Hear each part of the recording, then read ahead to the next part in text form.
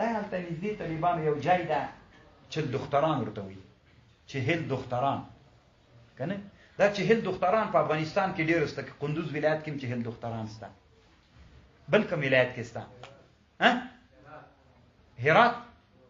دا ټولو باندې طالبانو علما بحث کوي دغه چهل دختران څنګه را پیدا شوي دي. زه به یې کیسه درته وکړم، خو دا کیسه بیا تاسې ما ته ووایي که نه، دا کیسه هوا راوړې ده، هوا راوړې، طالبانو سند یې نشته.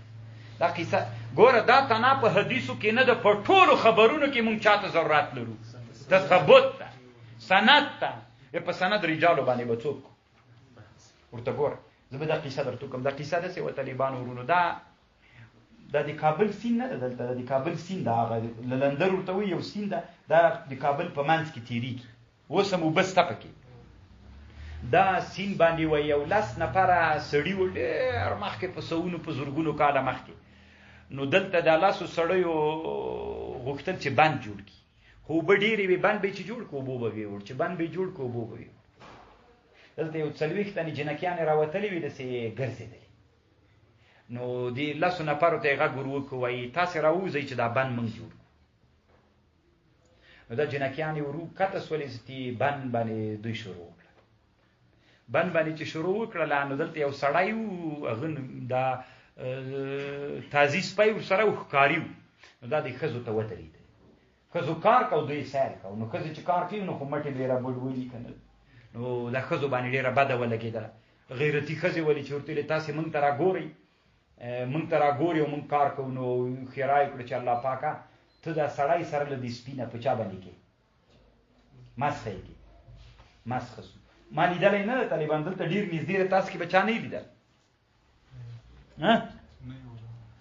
دلته نږدې ده، بیخي دلته نږدې ده دا چهل دختران. نو دا بزتي هغه سپی مغلته مسخه سو، سړی مسخه سو. وایي اوس هم دا تیږه مغسې شته، زه دا خلاص شو. بس دلته د جنکیانو کار کو چې دغه د کاپیران را خبر شول که نه. دروغو ته یې ګوره چې دا پیښه څه وخت شوې ده، بیا وایي کاپیران را خبر شول. بیا وایي په زرګونو کاله مخکې بیا کاپیران را خبر شول. چې کاپیران را خبر شول چې دلته جنکیانې بند جوړي، او د جنکیانو ته یې بدناموسي وراړوله. د جنکیانو ویلې چې الله پاکه چې دا کاپیران موږ ته راځي، موږ ټولې تیږې کړه. دوی ټولې تیږې وګرځېدلې. دلته اوس 40 دختران، یعنی 40 جنکیانې تیږې دي مسخه شوي دي، اوس هم شته دغسې. نو دا یوه کیسه ده طالبانو، نقل ده که نه، علم د روایت او نقل د اخبارو ده که نه ده. نو طالبانو په دې خبر زه ومنم که د تثبت وکړه. تثبت شي سند غواړم طالبانو، یو وارې د دې سند غواړم، بیا په سند په رجالو باندې څوک نه سند شته طالبانو. هسې یوه کیسه داسې مازې مجلس پې ګرځي.